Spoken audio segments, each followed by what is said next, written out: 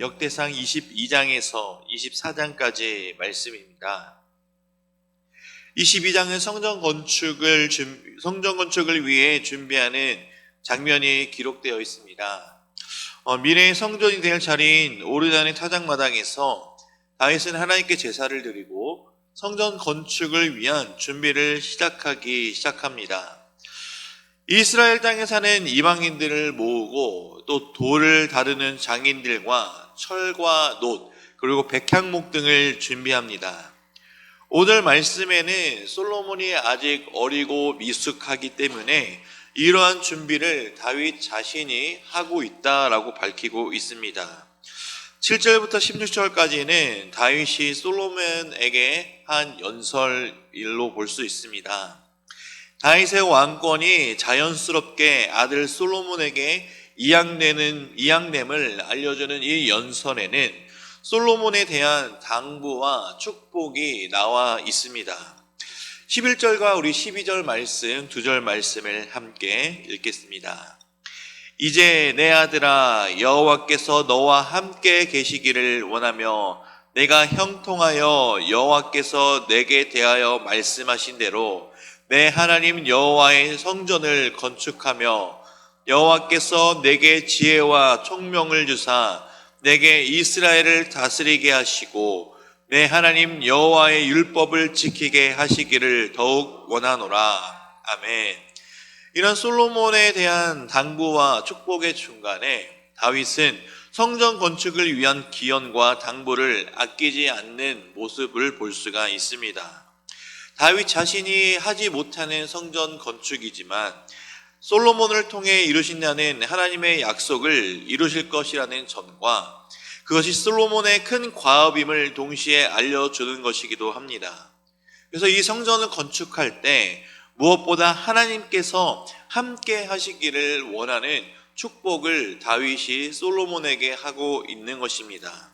무엇보다 하나님께서 솔로몬에게 지혜와 총명을 주셔서 이스라엘 백성들을 다스리게 하시는데 그러기 전에 솔로몬이 하나님의 율법을 지키게 하여 달라고 하나님께 당부하는 기도와 그리고 솔로몬이 이것을 지키기를 원하는 마음으로 이제 다윗 왕이 솔로몬에게 어찌 보면 유언과도 같은 말을 하고 있는 것입니다.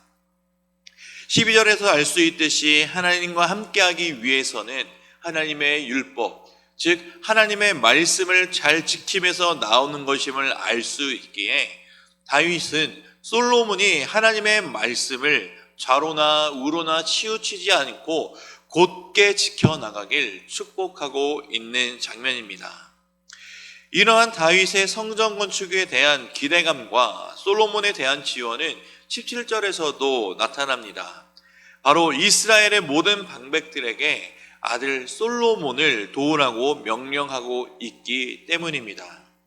이 장을 통해 우리에게 주시는 교훈은 부모 세대에 좋은 신앙의 전통을 만들어 우리의 다음 세대들에게도 후손들에게도 신앙의 유산을 잘 전해주어야 하는 사명이 부모 세대에 있다라는 것을 가르쳐주는 교훈이기도 합니다.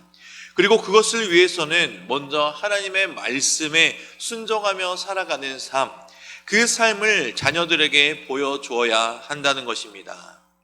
말로만 하나님을 믿어야 된다, 말로만 하나님께서 우리를 지켜주신다라고 말을 하는 것보다 삶 속에서 내가 어떻게 하나님을 바라보고 의지하는 삶을 살아가는지, 말로만 하는 신앙이 아닌 우리의 삶에서 어떻게 신앙을 살아내는지, 이것을 우리의 삶으로 살아냈을 때 자녀들이 우리의 삶을 통해 하나님을 향한 믿음을 바라볼 수 있게 된다는 것입니다.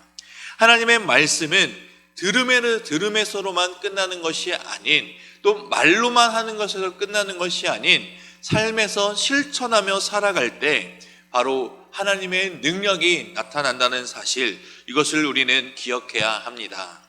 우리가 하나님의 말씀을 실천하며 살아갈 때 우리들의 자녀들도 우리들의 삶을 보고 살아계신 하나님을 경외할 수 있게 되기 때문입니다. 하나님의 말씀에 대한 절대적인 헌신과 순종이 우리의 삶과 또한 우리 자녀들의 삶까지 복되고 윤택하게 될 수 있게 만드는 비결이기 때문입니다.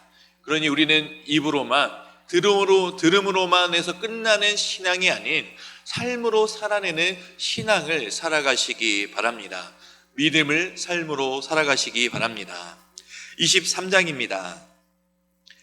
22장에서 성전 건축을 위한 재료들과 건축가들을 준비하고 솔로몬에게 성전 건축의 사명을 준 다윗은 이제 먼저 솔로몬을 왕으로 삼고 이스라엘 방백들과 제사장들과 레위인들을 소집시키는 모습을 볼 수 있습니다.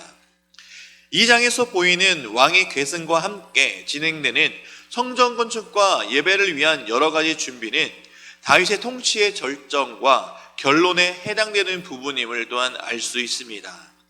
성전 건축을 주도할 사람들과 성전에서 섬길 사람들을 준비하고 있기 때문입니다. 그리고 레위인들과 제사장들을 조직하여 각각 조직과 직무를 구별시킵니다. 23장의 전체는 레위인들의 조직과 직무에 관한 내용들로 가족별 구분과 이들이 하는 일들에 대한 것을 언급하고 있습니다.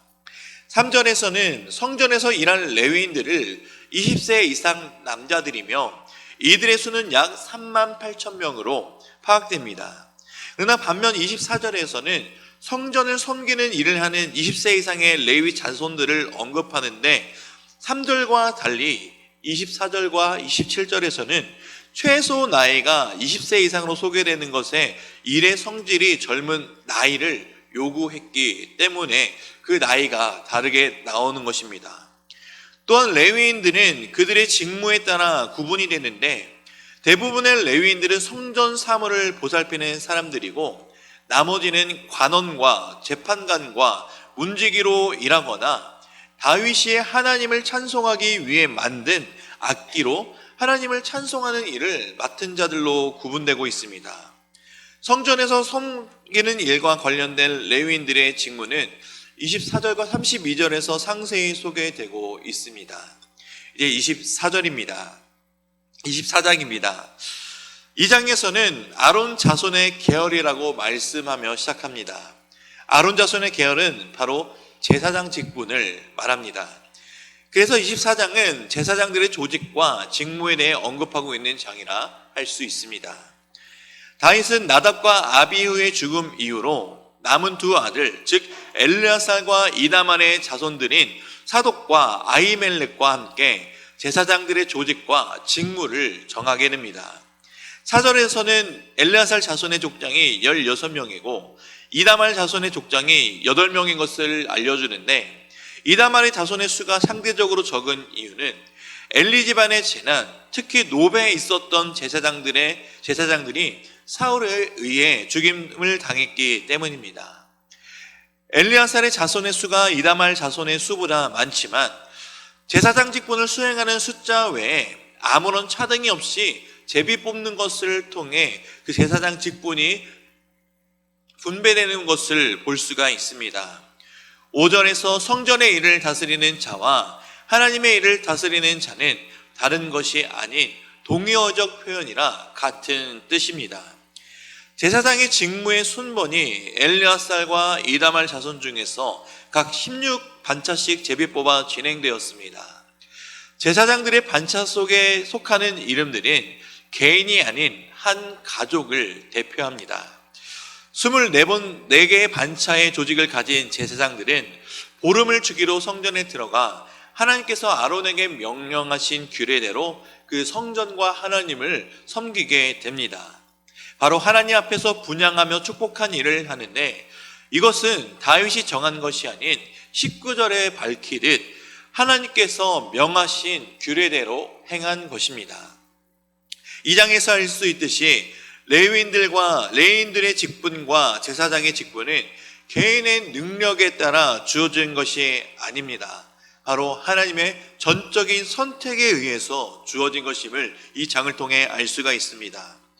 아론에게 어떤 특별한 능력과 재능이 있어서 제사장 직분이 주어진 것이 아닌 하나님의 은혜와 주권적인 선택에 의한 것임을 알 수 있는 것이죠. 이것과 마찬가지로 하나님께서 지금 있는 교회, 이 시대의 교회에 직분을 주신 것은 우리들의 능력이나 개인의 재능으로 주신 것이 아닙니다. 바로 하나님의 선택과 은혜임을 기억해야 합니다. 하나님께서 우리에게 직분을 주시는 이유가 무엇입니까? 하나님께서 우리에게 직분을 주신 이유는 바로 하나님과 교회를 잘 섬기라고 주신 은혜의 직분인 것을 기억하시기 바랍니다. 바로 하나님을 섬기고 교회를 섬기고 이웃을 섬기기 위해 우리에게 직분을 주셨음을 기억하시기 바랍니다. 이제 말씀을 듣겠습니다. 역대상 22장에서 24장의 말씀을 경청하실 때 우리에게 주시는 하나님의 음성을 들으시기 바랍니다. 주의 말씀은 내 발의 등이요 내 길의 빛이니이다. 아멘.